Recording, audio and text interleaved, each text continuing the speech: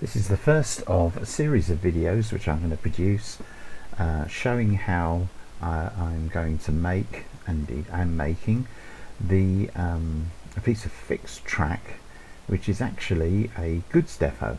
And the goods depot is part of the Liverpool Overhead Railway, and here we are in Google Earth, and it's the Waterloo Road. Here's Waterloo Road running north to south. The Waterloo Road goods depot of the London and North Western Railway, and this is obviously the modern situation, but a track from that depot, which was based about here, ran down across the road here and then alongside parallel with the dock, and then crossed over here and ran down into this area, which is now Princess Parade, and served Riverside Station, Liverpool Riverside Station, which was a station built by the Mersey Docks and Harbour Board for principally for the transatlantic steamers liners that would tie up at the original pier that was here. And all of this has changed quite radically. And if we just zoom in, go into Street View, you'll see here, let's just have a look and we'll turn round. That is where Riverside Station once stood, and you can see the remains of the tracks still buried in the cobbles, haven't been lost just yet. So the scene was very different in the past. None of these great tall modern buildings, of course. We're aiming for the 1920s, 1930s, and the track went across here, crossed over a swing bridge here. This has all been filled in. There's quite a lot missing, that you can't, that just wasn't there before. And then it went, if we go down the road, and I think we can see the track here, look, coming across on the right, and it crossed over towards these buildings here. You can see some of the original dock warehouses that have been turned into accommodation, and new buildings of course as well. And anyway, it ran along behind those and then down to the goods station. Let's exit Street View and come back up a bit. And so this is where Riverside Station was. That's going to be the next project after this one.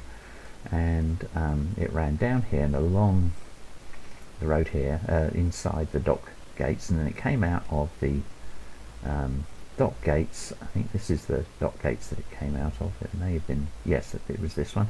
Crossed over and went into Waterloo Road Goods Depot, which was here, and that is now of course no longer there. So you can see it's now, in fact, let's have a look, it's now Costco wholesale. There we are. But you can see there's higher ground there. That's where this road runs. And also, eagle-eyed, I'm sure you are, just here, this is where the tracks from the track came in this way into the goods depot, and there were tracks coming off the Mersey Docks and Harbour Board Railway that came in from this direction as well, and it went through the goods depot, of which this is the end wall, and I'll have a look at that in a moment. Thank you. And it went under this road. There was a bridge here, and then into the tunnels, which eventually led it to Edge Hill. And this is the modern railway, the modern existing line, still there, which goes up to Sand Hills and into Liverpool that way. So let's have a quick look here, up on the road. And then we can see, there we are, it's actually preserved in the name cut on the parapet, Waterloo Goods. That's nice. And here's the entrance to the tunnels. Here's that north-south railway line, and if we swing round where Costco is now, about the height of their roof would have been about the height of the warehouse, plus that of the goods depot, plus the ridge roofs, which I'm obviously going to make. And I actually think that this road, when they redid it, has been lowered slightly to make a match. I think there was a bit of a gradient here, and the giveaway for this is if we look at the road, the east-west road. So we're still by the side of the old depot here, and if we look here, if we swing around here, no, we haven't gone far enough yet, Let's go a bit further over. Here we are, and if we swing around here, this is Oil Street. What a wonderful name there. And here we can see what appears to be the remains of the old warehouse wall. It's a bit up and downy, corrugated, because just the way in which Google Street View stitches together photographs, I think. When you look at the brickwork itself, it's pretty good, and it's just been chopped off, but that gives us a very good indication, gives me a very good indication as to how I'm going to make this wall, at least, of the whole goods depot, because here we've got those engineer blue bricks, very strong blue bricks, extra fired blue bricks, and then we've got these sort of dark commons up above and a bit of cut stone in between. Okay, so that's us looking at going down Oil Street. Here's the docks over here, and now I'm going to show you what it is that I'm actually going to try and make. And if we have a look here, this is Waterloo Goods Station. There's a couple of aerial, just get rid of that. There's a couple of good aerial relatively good aerial photographs. Always we'd like to pull back a bit more or turn at that, but we're stuck with this. So you can see here a railway line coming along. That's part of the docks line. Here is the Liverpool Overhead Railway, which is the reason why we're doing all this. And here we have the London and North Western Railway companies, I think, Goods Depot. And the line appears to have gone in from the Riverside station somewhere here, and curved away and up, and you can see there the bridge, or the entrance rather, to the tunnel, to the first of all the bridge, and then there was the entrance to the tunnel further on. I think I've got a better view. Here we are. Here's another aerial view, and here you can see the depot. Here you can see that road. Oil Street is here, and there's the entrance to the tunnel, and a lot more railway than there is today. So it's a very granulated picture, unfortunately, but it's the only one I can find, aerial picture, and it will give me a number of clues as to how to build the depot. The depot are all these ridge and furrow roofs here, right the way around. You see, and it's open there, and here, and here, and if I just go,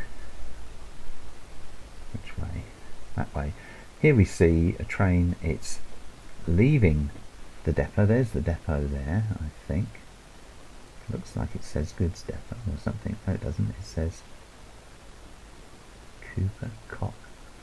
Oh well, there we are. Anyway, but there are a number of photographs like this which are concentrating on the steam engine, but which I shall use to try and get some detail. And the idea is to make something that looks reasonably like a goods depot without being too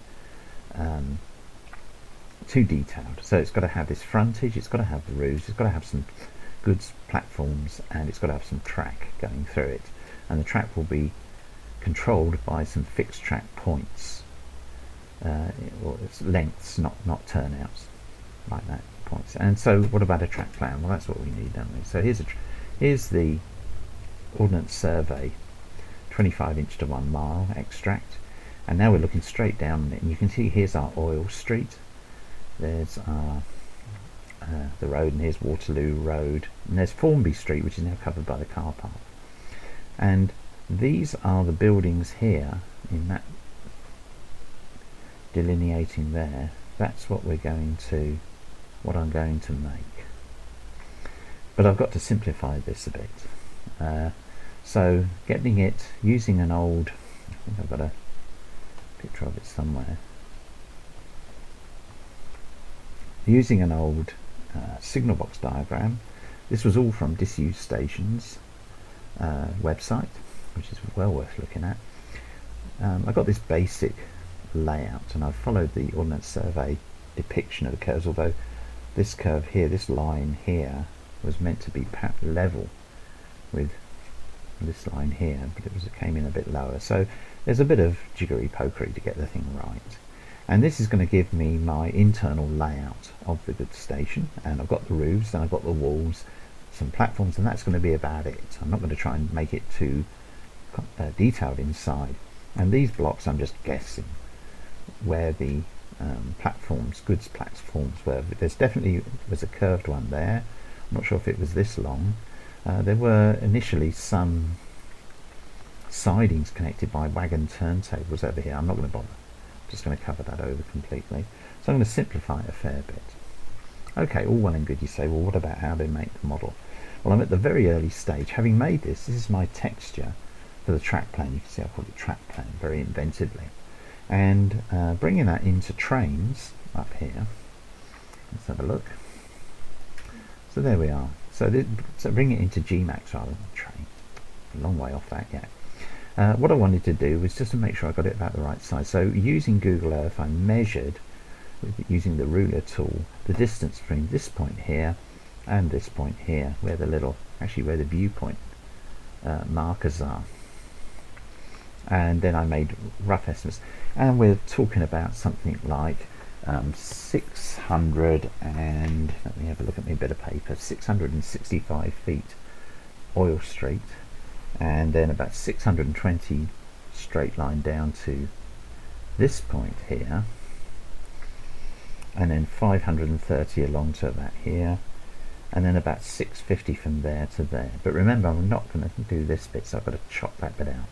So having got that, and this is all at the correct scale inside GMAX, that's my starting point. It's crucial that I get this right first time. Let's have a look at it in perspective. And so you can see here much more easily, I think, that I've got the basic outline of the whole block. This I think is Costco's car park. So what I'm going to do next is I'll trim. This is just a simple rectangle, edited rectangle, to give me the overall size of it. And what I'm planning to do is to use plans that I have of Riverside station to give me the height of the walls up to where the pitch of the roofs start. And also what I'm going to have to do is to go into my aerial shot and work out the widths of these. And the way I'll do that is I shall assume that this one and this one are the same width, that this one is, I think I'm going to be able to estimate that's about twice that width, and that these are a fraction of this width, and then they're all going to add together to fill up the full length of that. So that's how I'm going to do that. I'm going to divide it's about 650 foot frontage with 4,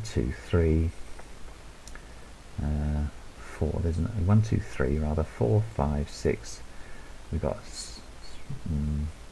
strange sort of pitch there, 7, 8, 9, 10 roofs. I'm going to do the roofs first, and we've got a chimney there. That's quite handy. I can stick a little block of a building, and then these are not part of the goods depot.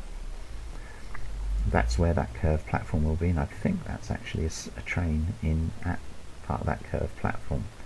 And the actual rail that came out across the road to Riverside came out here, and tracks from the Mersey Docks and Harbour Board line underneath the Liverpool Overhead went in here. This is 1937, so this shows the Mersey Docks and the Liverpool Overhead just here. And we've actually got rails this side of the Liverpool Overhead Railway as well. So there we are. That's where I'm going to be starting from, and this is my starting point in GMAX. So this is just an introduction to getting going. The reason why I've done this introductory video before starting to make the model is because I've had a couple of requests recently about how do you find the material with which to make models from prototypes. And you've really got to be inventive, and we've had to be very inventive, Bob and I, about approaching some of these buildings where we've got just a minimum amount of information just from rather pixelated photographs. We just have to make it best guess looks like is the way to go for these sort of things. But with locomotives and rolling stock, obviously you want to be much more precise. So you've got to look for plans, and the research side of it means you've got to hunt across the web, you've got to look for books, you've got to go through any railway books you've got, magazines, anything. There is no quick fix. So this has taken a fair bit of research just to get this far, and I'm still not quite happy with where I am at the moment with this.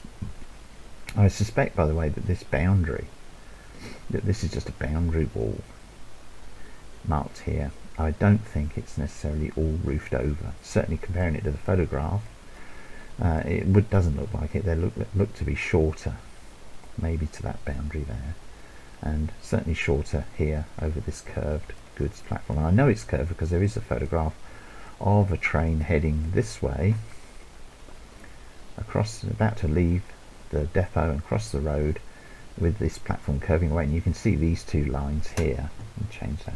These two lines here, and even that set of points set in the cobbles, and these are all set into cobbles, so they're lower than the normal height of track.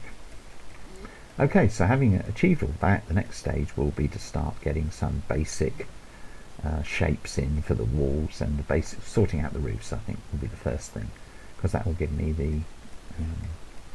the proportions for the whole job. Also, of course, do exploit whatever resources you can find, and remember there is that wall that we saw in Google Earth there just a moment ago, and it does show me the brickwork, the type of brick that was used on this part of the building, and there are separate parts. This is obviously the brick part down Oil Street, so I can use that for there, and maybe as far as there, perhaps for all the frontages. That same type of brick with engineer's brick below. It's almost like you can see that there's a bit of engineer's brick here and then other brickwork here. I think these are just posters.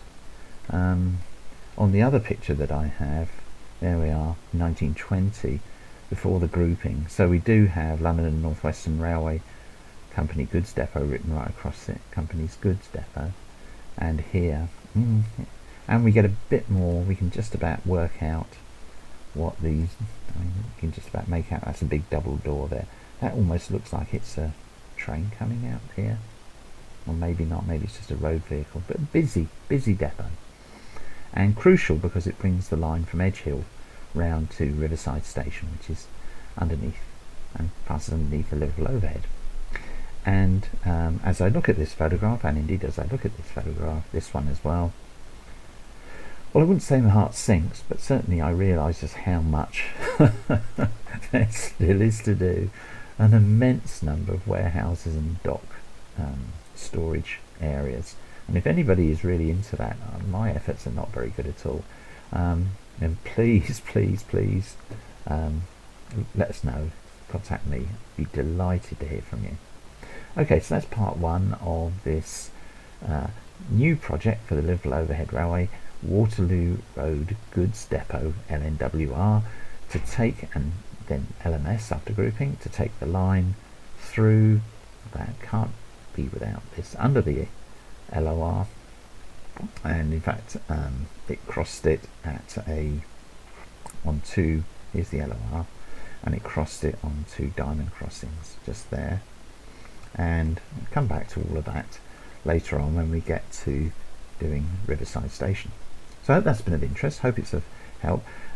Stick with it because I'm going to explain how I use short lengths of preset track to guide track laying inside the goods depot, and it would allow you, for example, to put an industry track, basic industry track in, and set it to pick up and discharge goods if you wanted to. I don't think we'll be going that far, depends how Bob feels, but do stick with this for part two. This is just a preparatory stage showing you what research we've been able to do in order to just make a start on Waterloo Goods Station.